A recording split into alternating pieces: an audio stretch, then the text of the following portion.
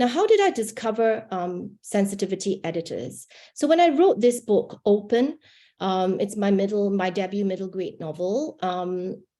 And it's about a Chinese boy, a 10-year-old Chinese boy, who wants to be the Monkey King. So in this novel, I had weaved magic realism with the reality of an autistic boy's daily life. And he's autistic, and I was asked to write this book. The book is actually based on a film, and I was asked to write that book by the film director and producer as part of his marketing and promotion for his film. Now, I have done over 17 years of research on ASD, but I am neurotypical, and so are my children. So I'm actually writing outside the experience of ASD. The publisher had consulted a special educational needs teacher for advice and of the characterization of Benjamin O. And they had also asked a mother of an autist to read the manuscript. So that's how I discovered that there were categories of editors and readers who are paid to read for certain subjects or topics based on their expertise and lived experiences. This middle grade novel won the bronze medal at the Moonbeam Children's Book Awards in 2018, which was really quite a surprise to me because this book is actually set in Singapore. So it's a very local setting. And I had lived in Singapore at that time. And I was actually born in Singapore. So it comes from a culture and heritage familiar to me. So why do I do sensitivity editing? So after my middle grade book, I had many conversations with friends, families, writers of color, illustrators of color, who told me how they felt about being marginalized and othered.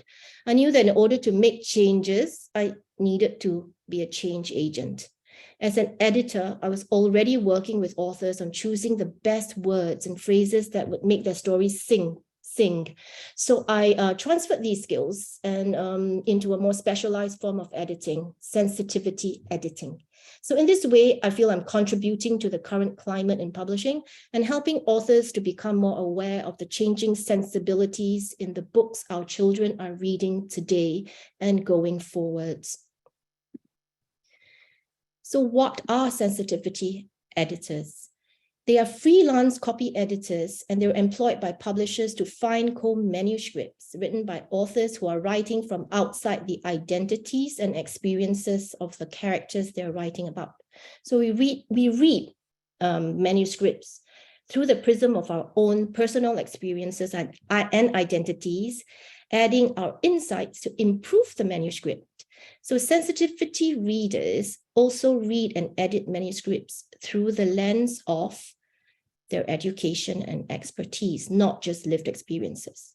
So we check for stereotyping, errors in representation, which is misrepresentation, factual errors, inaccuracies, denigrating language used to refer or describe the other, also known as unconscious biases and prejudices. We look at negative tropes and unintended associations and resonances. All this just means that it is a specialized area of editing. So as an aside, I'm just going to ask us to look at the definition of what a stereotype is or what stereotyping is. And it comes from the book Stereotypes and Stereotyping in Early Modern England. So the editors define stereotyping as the attribution of certain characteristics to some category of person, institution, event, or thing. Shared by a large number of people, stereotypes usually have negative connotations. Koji Yamamoto is one of the editors, and in chapter 3 of the book, he said it makes clear that he says that in some cases, the attribution of deviant behaviors becomes prevalent first before a character is invented to give a name to the wrongdoer.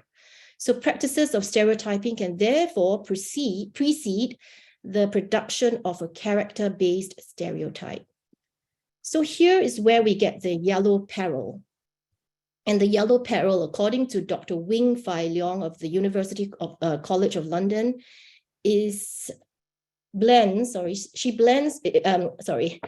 the yellow peril blends Western anxieties about sex, racist fears, and the alien other and the belief that the West will be outnumbered and enslaved by the East. So let's look at some depictions of or visual depictions of what this is. What the yellow peril is. It's a seductress, it's someone insidious, and it's a nerd. So when children cannot find themselves reflected in the books they read, or when images they see are distorted, negative, or laughable, they learn a powerful lesson about how they are devalued in the society which they are part. And this is from Rudin Sims Bishop. So what is sensitivity editing? So sensitivity reading, or what is sensitivity editing and what is sensitivity reading? Okay, so let's look at that. The sensitivity reading is often referred to as diversity reading. Some people in the industry are calling it cultural research reading. It's a specialized type of beta reading, also known as authenticity reading. But I say that sensitivity reader is a misnomer because the work involves more than just reading. The work is consultative and editorial in nature. The reader wears an editorial hat, making suggestions and recommendations and offers solutions like every other editor.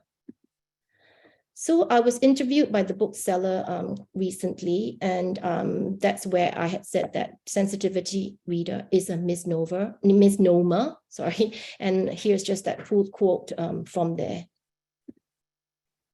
So what is sensitivity editing? This is an editorial reading of the manuscript with a view of polishing the manuscript for publication. As a sensitivity editor, I look out for authentic and accurate representation of characters, culture, locations that I have lived experience and knowledge of. I also read for racist stereotyping, tropes, and narratives.